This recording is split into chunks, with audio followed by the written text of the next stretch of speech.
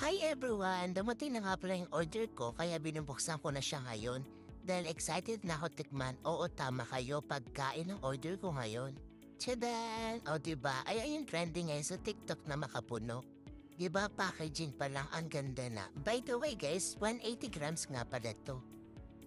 Kita mo naman pagbukas mo pa lang, natatapon agad yung powder niya. At sobrang bango niya, amoy gatas siya guys. Kita niyo yung powder pa lang ang sarap na. Bukod doon, ang lalaki pa nung shape ng makapuno, hindi siya tinipid. At nang tinikman ko, hindi siya ganon katamis. Pero ang sarap niya, lasang gatas siya. Kaya pwedeng siyang kainin ng madami kasi hindi siya ganon katamis. Tas ang lalaki niya pa at sobrang lambot niya.